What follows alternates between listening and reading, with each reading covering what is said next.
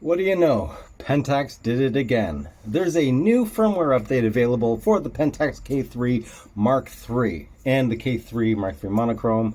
I believe the KF has an update as well. The updates are not all the same. With the KF, I believe it's basically just the new gold custom image that was already available on the PENTAX K1, K1-2. With that said, the significant changes come in the form of the K3 Mark III and K3 Mark III monochrome cameras. However, it's a little confusing. So what they've done is they've actually figured out a very good way to improve your shooting experience when you're utilizing the K3 Mark III or the K3 Mark III monochrome. Now, I say that, and on the other side of it, if you don't understand how the functionality works, it's pretty confusing. One thing I do want to explain, though, is how do you decipher the numbering convention that PENTAX uses for their firmware updates?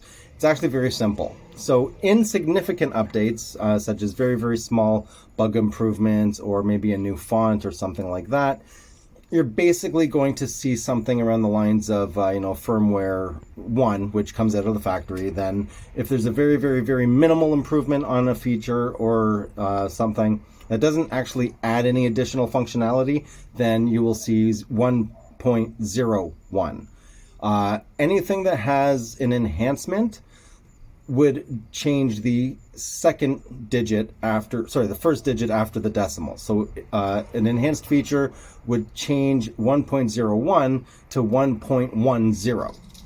And then it just goes from there. 1.2 for another enhanced feature, 1.3. There are some jumps in between, so it could go from 1.3 to 1.5, which basically means that there are two enhanced features, that were previously non-existent on the camera.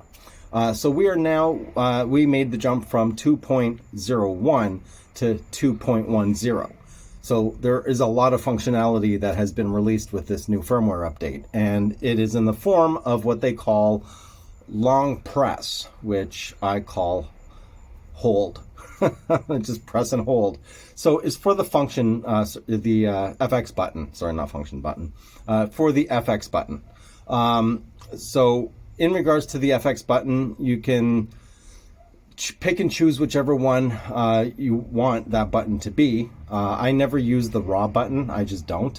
So I'm probably going to add some stuff to the raw button itself. Now with the long press, you can say press and hold, and that as long as you're holding the FX button, that will enable whatever feature you've assigned to that button.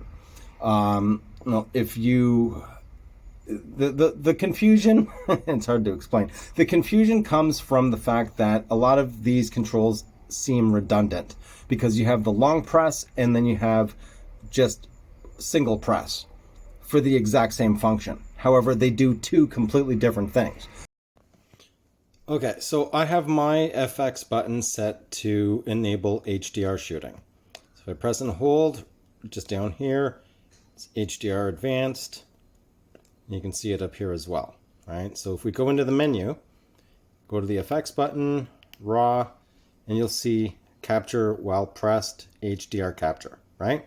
Now, if I go into here and go into info, I can now tell it to change to different types of HDR. So let's switch it to HDR1.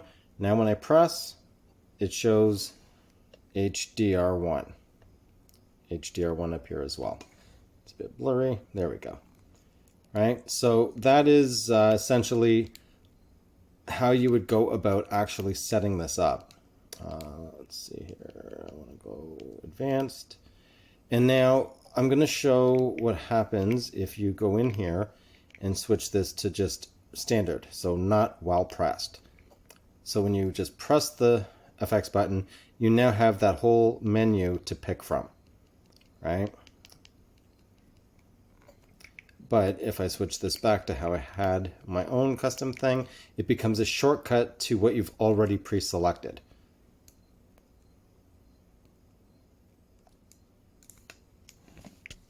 So within the info panel, what you want to do is you want to actually tell the camera, okay, when I press and hold this button, I want this specific function to be toggled on. And as soon as you let go of the FX button, it reverts back to what you were doing before. So for example, if you need a way to very quickly toggle from AFS to AFC, you can do that by just pressing and holding the FX button. So if you're in AFS and then you need AFC, you can press and hold. Or if you're in AFC and you need AFS, press and hold, and it'll just switch. And then you let go, switches right back immediately. With the original way that it worked, you would press once and then it would bring you into a menu to change parameters.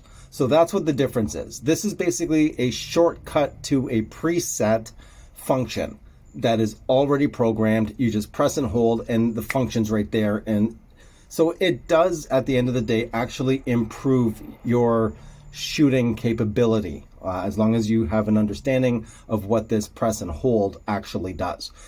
And you can change things such as like flash. When I tried it, it actually just disabled flash, so I'm not really sure. Still got to investigate that one a bit further, but that one seems a little iffy. I don't see why they would have even added that, but I guess you know, if you are shooting and then all of a sudden you feel you don't need flash, you can press and hold and it'll disable flash. Or maybe if flash is disabled first and then you press and hold, it'll enable flash. But I think that one is a little too much. I don't see the need for that one. But the high speed switching, everything from shake reduction to user autofocus mode, to toggling pixel shift on or off, and you can set, or you can even do HDR. And within the menu, when you go in to program it, you can hit the info button and then dictate, for example, HDR. There's multiple styles of HDR. There's there's auto, 1, 2, 3, and advanced. So you can pick whichever one of those out of that whole group. What is the specific HDR that you want enabled when you press and hold the FX button? And there are other options that give you that ability to dictate specifics of, within all these different modes, which one is it that I want to have toggled on and off when I press and hold that button. So when you're in the field, it actually, think of it as a shortcut to an essential setting that you want. I have not checked to see if you can save these specific to a user mode, but I have a feeling you can.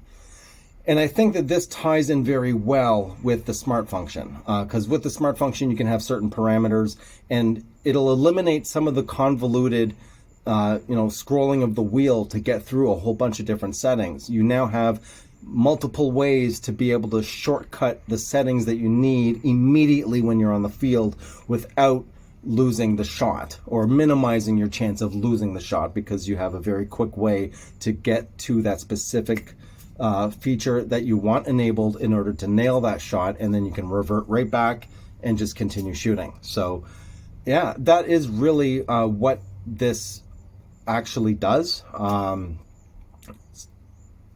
Very interesting, but I did notice that there was some confusion, so I just wanted to throw this video together and explain away everything about how PENTAX does their firmware and this new press and hold, as I call it, long press, whatever you want to call it.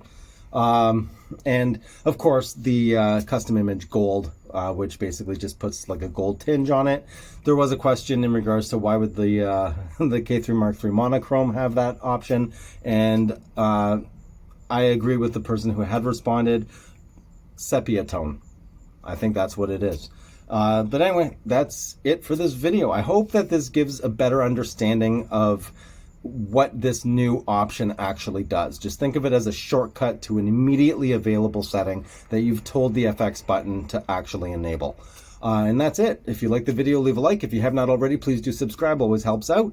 Don't forget that you can join the channel as a member, and yeah, you'll get some enhanced videos in regards to becoming a member. You'll get my PENTAX K-3 Mark III settings that you can load to your own camera. I've set up a forum on my website, which Doesn't seem to be very active for some reason, but it is there. What else have I done here?